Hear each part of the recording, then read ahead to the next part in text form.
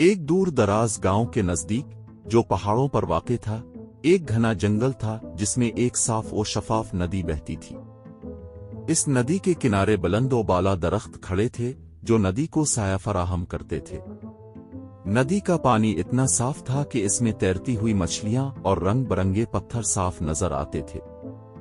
جنگل کے جانور اس ندی کے پانی سے اپنی پیاس بجھاتے اور اس کے کنارے بیٹھ کر سکون پاتے۔ اسی گاؤں میں ایک لڑکی رہتی تھی جس کا نام رامین تھا۔ رامین کو فطرت سے بے حد محبت تھی اور وہ اکثر ندی کے کنارے جا کر بیٹھتی تھی۔ وہاں بیٹھ کر وہ ندی کے بہتے پانی کی آواز سنتی اور فطرت کے حسین مناظر سے لطف اندوز ہوتی تھی۔ ندی کی خوبصورتی اور اس کے پانی کی شفافیت رامین کے دل کو بہت بھاتی تھی۔ ایک دن رامین نے دیکھا کہ ندی کے کنارے کچھ کچرا پڑا ہوا ہے۔ گاؤں کے لوگ وہاں پلاسٹک کی بوتلیں، کاغذ اور دوسرے فضلات پھینک کر چلے گئے تھے۔ رامین کو بہت افسوس ہوا کہ لوگوں کی لاپرواہی سے ندی کی خوبصورتی خراب ہو رہی ہے۔ اس نے سوچا کہ اگر یہ سلسلہ یوں ہی جاری رہا تو ندی کا صاف پانی گندا ہو جائے گا اور اس کا حسن ماند پڑ جائے گا۔ رامین نے گاؤں والوں کو اکٹھا کرنے کا فیصلہ کیا۔ اس نے سب کو ایک جگہ جمع کیا اور ندی کی صفائی اور حفاظت کے بارے میں بات کی۔ اس نے کہا، یہ ندی ہمارے گاؤں کی زندگی ہے۔ اس کا پانی ہمیں تازگی بخشتا ہے اور اس کی خوبصورتی ہماری آنکھوں کو سکون دیتی ہے۔ ہمیں اس کی حفاظت کرنی چاہیے تاکہ ہماری آنے والی نسلیں بھی اس حسن سے لطف اندوز ہو سکیں۔ گاؤں کے لوگوں نے رامین کی بات غور سے سنی اور اس سے اتفاق کیا۔ سب نے مل کر ندی کے کنارے کی صفائی شروع کر دی۔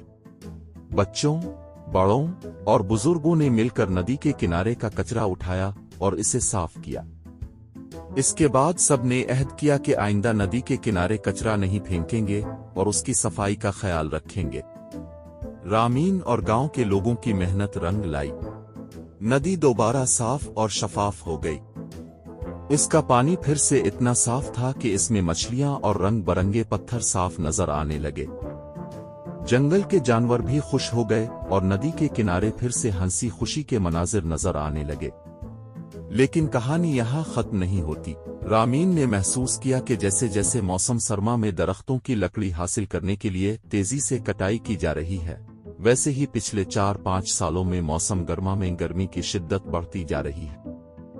گاؤں کے لوگ درخت کاٹ کر لکڑی جلاتے اور اپنا سامان بناتے، جس سے نہ صرف جنگل کی خوبصورتی ختم ہو رہی تھی بلکہ درجہ حرارت بھی بڑھ رہا تھا اور موسمی حالات بگڑ رہے تھے۔ رامین نے اس مسئلے پر بھی گاؤں والوں کی توجہ دلائی۔ اس نے سب کو دوبارہ اکٹھا کیا اور کہا، ہمیں درختوں کو صرف ضرورت کے تحت ہی کاٹنا چاہیے اور گھریلو استعمال کے لیے دوسرے متبادل توانائی کے ذرائع استعمال کرنے چاہیے۔ اس کے علاوہ ہمیں زیادہ سے زیادہ درخت لگانے چاہیے تاکہ ہمارا جنگل پھر سے ہرا بھرا ہو سکے اور گرمی کی شدت کم ہو سکے۔ گاؤں والوں نے رامین کی بات مانی اور درخت لگانے کا منصوبہ بنایا۔ سب نے مل کر نئے درخت لگائے اور پرانے درختوں کی حفاظت کرنے کا عہد کیا۔ کچھ ہی عرصے میں جنگل دوبارہ ہرا بھرا ہو گیا اور ندی کے کنارے کی خوبصورتی بھی بحال ہو گئی۔ درختوں کی تعداد بڑھنے سے موسم بھی معتدل ہو گیا اور گرمی کی شدت میں کمی آ گئی۔ جنگل کی بحالی سے وہاں کے پرندے بھی واپس آنے لگے اور ان کی چہچہاہٹ سے جنگل کی رونق پھر سے بحال ہو گئی۔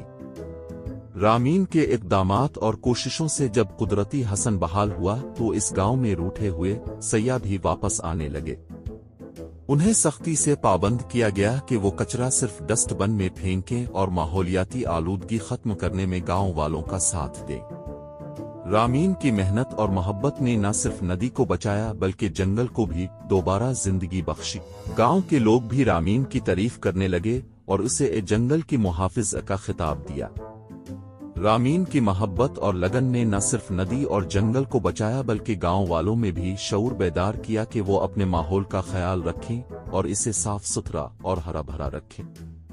یہ کہانی ہمیں یاد دلاتی ہے کہ اگر ہم مل کر کام کریں اور اپنے ماحول کا خیال رکھیں، درخت لگائیں تاکہ بڑھتے ہوئے درجہ حرارت کو کنٹرول کیا جا سکے، تو ہم قدرت کی خوبصورتی کو برقرار رکھ سکتے ہیں اور اپنے ارد گرد کی دنیا کو ایک بہتر جگہ بنا سکتے ہیں۔